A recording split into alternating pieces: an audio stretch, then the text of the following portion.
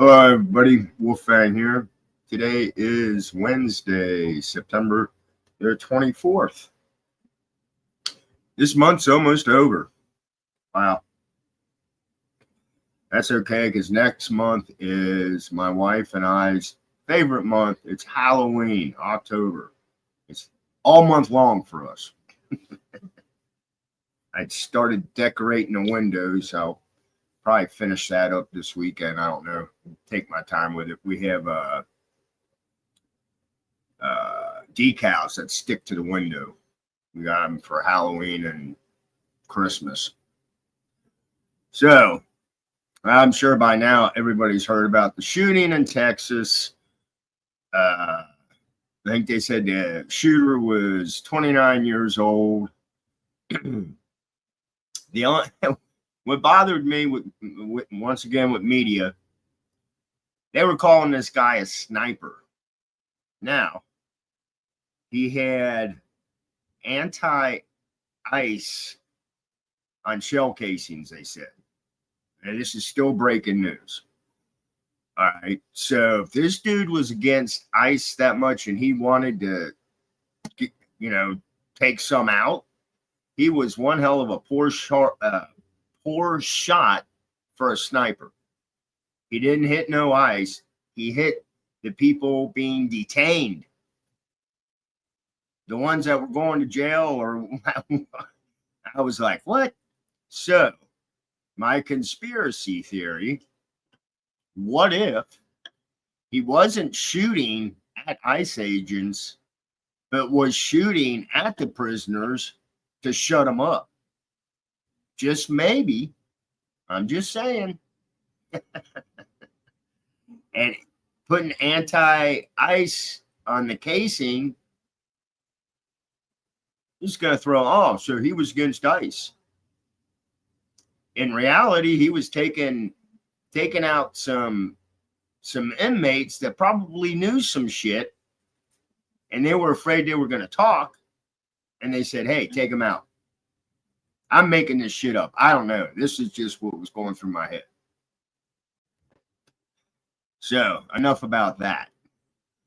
The article I'm going to share has to do with Google and YouTube. They've been found out. So, let me share the article. It says Google to reinstate banned YouTube accounts censored for political speech. And this was put out yesterday. Google vowed on Tuesday to offer YouTube accounts that were permanently banned for political speech the ability to be reinstated. And the big tech giant admitted that it once faced pressure from the Biden administration to remove content about COVID-19. Google detailed its remarkable shift in a document first obtained by Fox News Digital that a lawyer for the company provided to the House the committee. The new policy from Google, also known by its parent company Alphabet, could affect both average users and well-known figures like FBI Deputy Director Dan Bonagino, White House Counterterrorism Chief Sebastian Gorka, and a War Room podcast host Steve Bannon, all whom were permanently banned in recent years for COVID-19 or election-related content. Gee, I wonder what that election-related content is. Like somebody maybe cheating? Reflecting the company's comment to free expression, YouTube will provide an opportunity for all creators to rejoin the platform if the company terminated their channels for repeated violations of COVID-19 and election integrity policies that are no longer in effect. The lawyer representing Google wrote,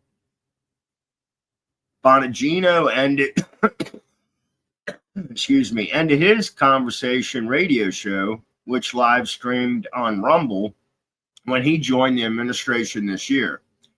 He has attributed his popularity on that platform to permanently losing his YouTube account in 2022.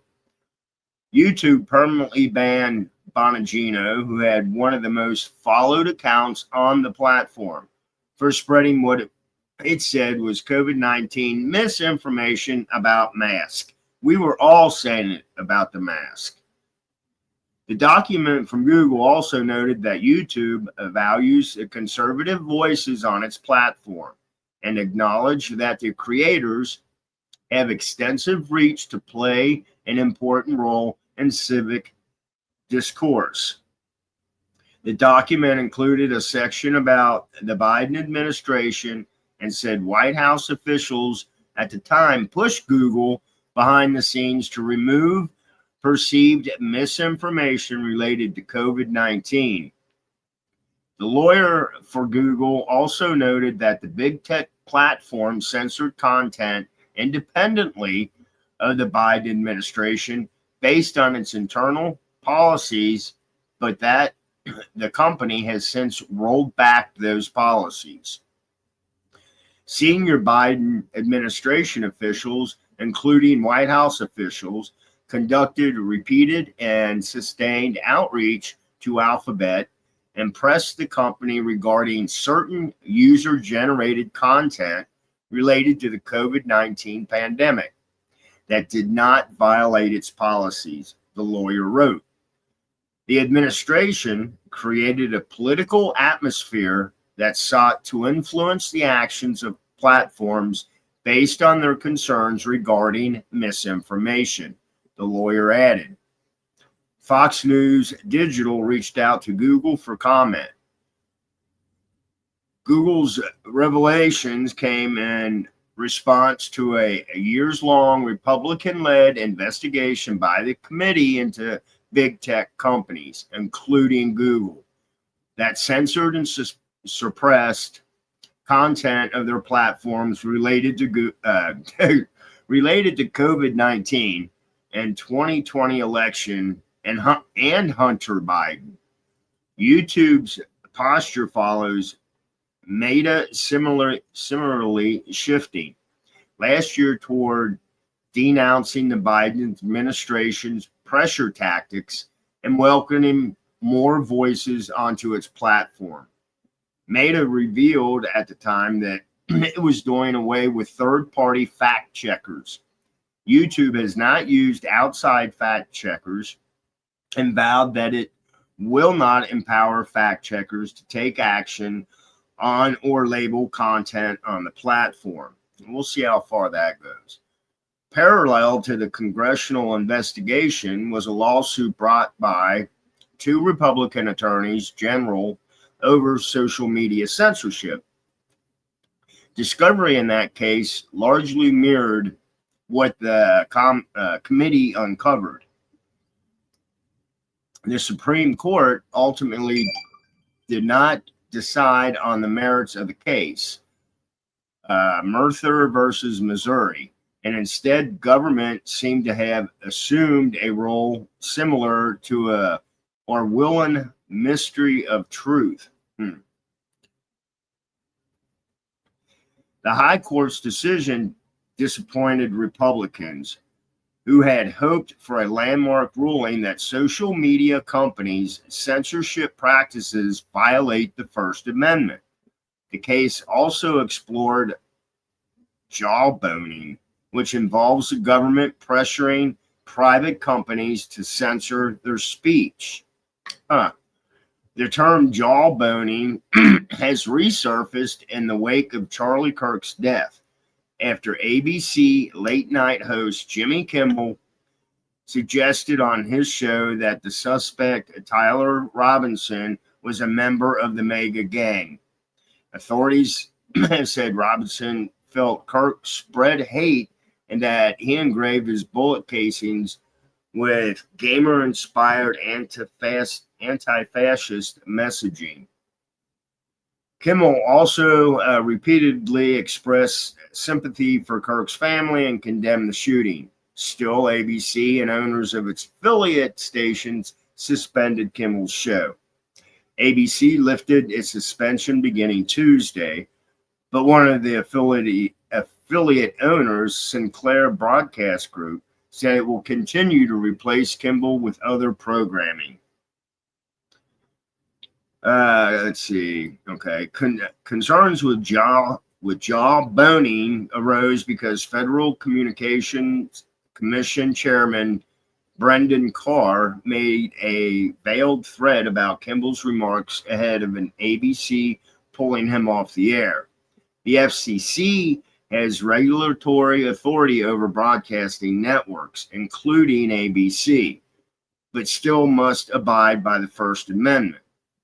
Frankly, when you see stuff like this, I mean, we can do this the easy way or the hard way, Carr told conservative podcast Benny Johnson.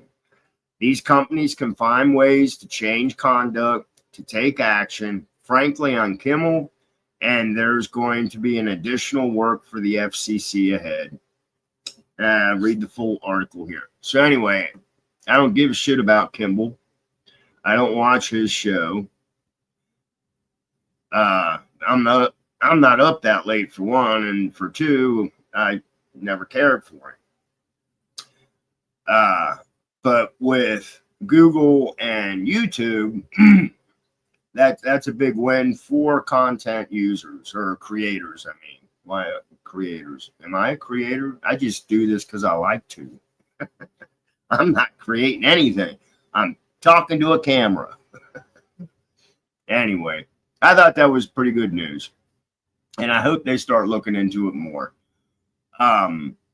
Now, with all the hate that came out with Kirk being assassinated and these people going online and literally saying, well, I wish they would have killed his family, blah, blah, blah. No, you don't know. That's just no. Where's your fucking morals at? Anyway, this is Wolfgang. Blessed be. Stay safe. Have a great Wednesday. And I'll bullshit with y'all later. Bye.